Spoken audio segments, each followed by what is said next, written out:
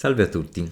In questo primo breve video racconterò qualcosa sulla psichiatria mainstream, su quella accademica, quella che impariamo nelle scuole di specializzazione in psichiatria. In Italia ce ne sono di diversi tipi, ma fondamentalmente alcune erano maggiormente ad orientamento biologico, cioè si studiava più il disturbo mentale come una malattia del cervello e quindi l'importanza delle alterazioni biochimiche o strutturali nel cervello e l'intervento con gli psicofarmaci, dando poco spazio alla parte psicoterapeutica. Altre scuole, come quella che ho fatto io alla Cattolica di Roma, avevano un'apertura anche verso un approccio psicodinamico ai disturbi mentali, alla psicoanalisi freudiana, alla psicoanalisi di gruppo, quella junghiana, che è quella in cui mi sono formato io, e questo approccio comunque non escludeva di conoscere anche parte della terapia e dell'impianto della psichiatria biologica. Comunque in tutte queste scuole si tende a vedere la malattia mentale come qualcosa che deve essere trattata dai medici e anche con psicofarmaci. Questa visione è nata soltanto di recente, dopo l'Ottocento. Nell'antichità, invece, si consideravano diversamente i disturbi mentali. Per esempio, ai tempi di Ippocrate si considerava che la depressione, la melancolia derivasse dallo squilibrio di uno dei quattro umori, la bile nera in questo caso.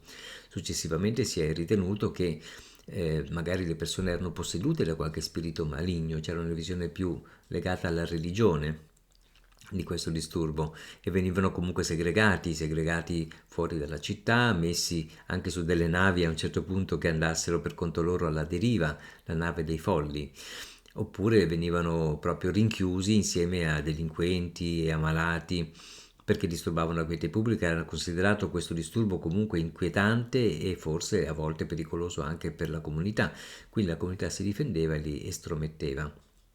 Nacquero così i primi asili, prima a carattere più aspecifico e poi più specificamente per le persone che avevano proprio questo tipo di disturbo. Si cominciò, come dire, a considerare che poteva essere una malattia e a trattarli non soltanto in modo contentivo, repressivo e punitivo, ma anche cercando di aiutarli.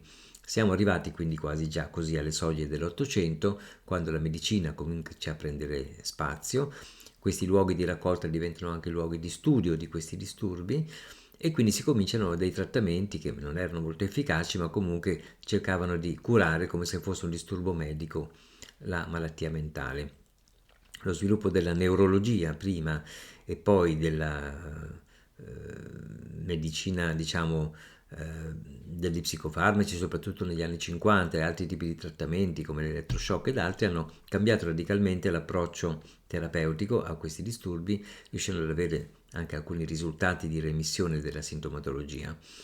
Ma si arriva soltanto adesso a una medicina psichiatrica moderna, dove non è più messo in discussione che la psichiatria sia una forma di medicina, un'ancella della psichiatria, prima un'ancella che era Cenerentola, adesso è diventata sempre più importante, perché poi si tratta del controllare gli stati mentali. Questo è interessante in qualsiasi società, soprattutto nelle società del futuro, dove il controllo verrà più da dentro che non da fuori probabilmente, quindi c'è un interesse grande per la psichiatria del futuro, che sempre più si è sposata con l'informatica.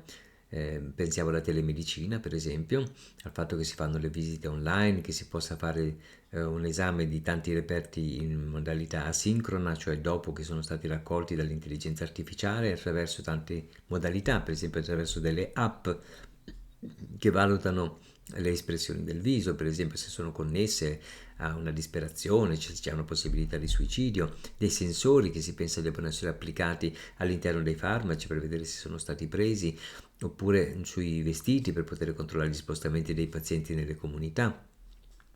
Ci sono degli studi molto più approfonditi adesso sulle neuromolecole, sulle strutture del cervello attraverso delle modalità di risonanza magnetica funzionale che fa vedere per esempio l'attivazione di certe aree del cervello in occasione di certi stimoli psichici o farmacologici. Ci sono tanti nuovi sviluppi, insomma, che si avvicinano alla visione transumanista, anche l'impianto per esempio di pacemaker cerebrali, un'integrazione uomo-macchina sempre più profonda, l'uso di applicazioni anche a proposito dell'informatica per il trattamento di certi specifici sintomi come quelli ossessivo-compulsivi o nei momenti degli attacchi di panico. Insomma, c'è una integrazione sempre maggiore nel futuro di questa medicina con la tecnologia, nel progetto come di un uomo nuovo, si chiama transumanesimo questo sviluppo, dove non si sa più bene che spazio ci sia per l'anima, per lo spirito e forse anche per il buon senso, questo uomo di domani. Quindi spingendo all'estremo questo modello biologico si arriva anche a delle distorsioni. Ed è per questo che col passare del tempo si sono sviluppati proposte, diciamo, modelli alternativi di comprensione e di trattamento dei disturbi mentali, di cui adesso parleremo nel prossimo video.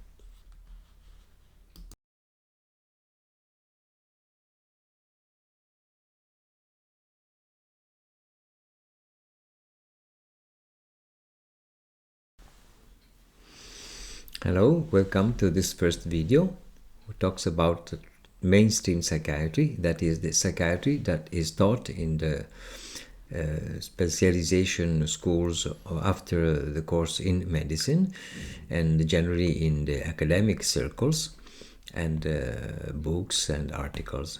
It is a psychiatry based on a biomedical paradigm, which means that we consider mental disturbances and as illnesses, as mental illnesses coming from some disturbance in the brain. At the beginning, the disturbances were sought in some macroscopical disturbances who were not really so easily found. And then there was a research in the biochemical side of the brain functioning and trying to find some alterations, modifications in neurotransmitters, for example, as it was actually found in dopamine, in serotonin, and in other ones.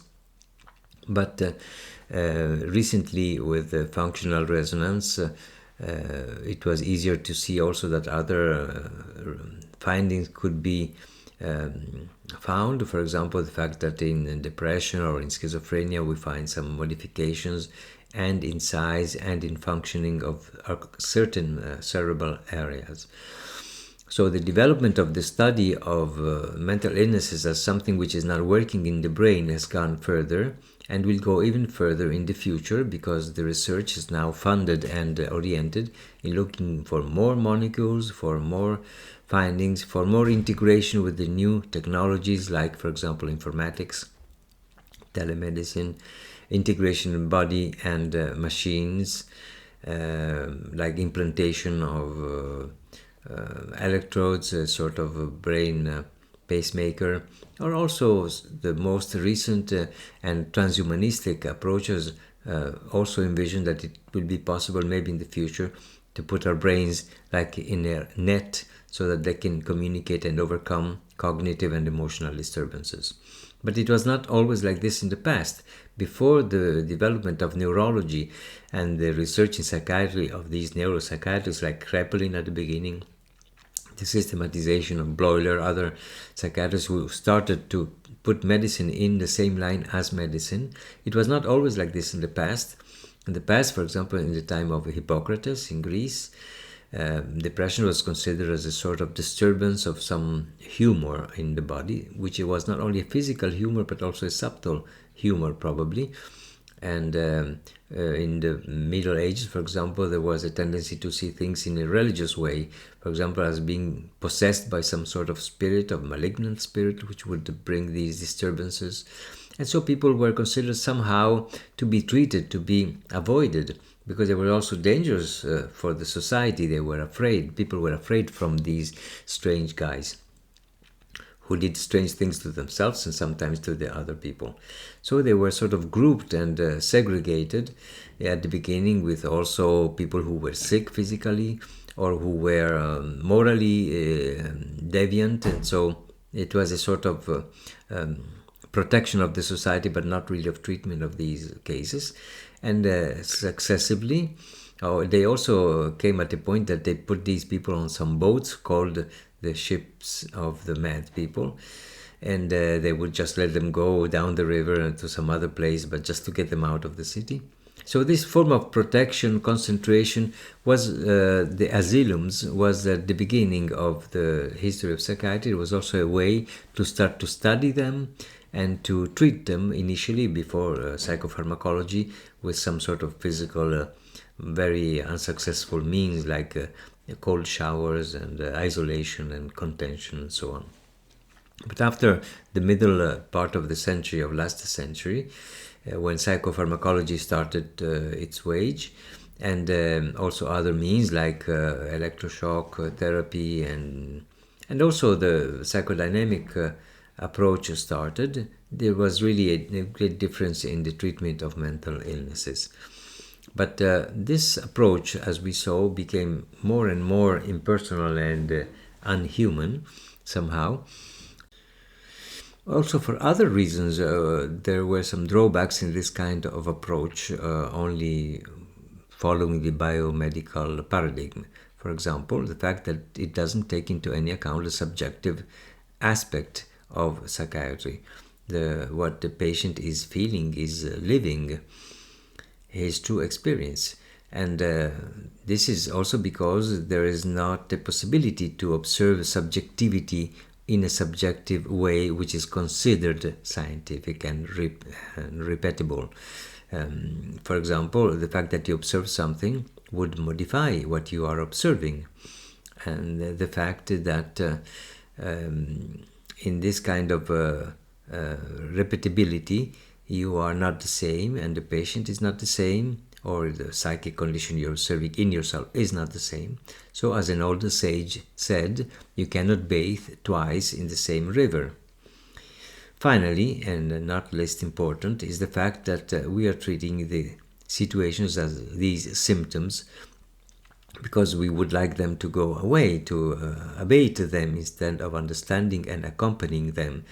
And so our approach is symptomatic, also in many areas of medicine, but specifically in psychiatry. And we know from medicine that a symptomatic treatment is acceptable only when you don't really know the reason of the sickness, the cause. So we're treating the symptoms. After all these considerations, which are just here in short exposed, we can understand why in psychiatry and in psychology different approaches have started to look for different explanations of these disturbances and different way of treating them. And this will be the subject of the next video.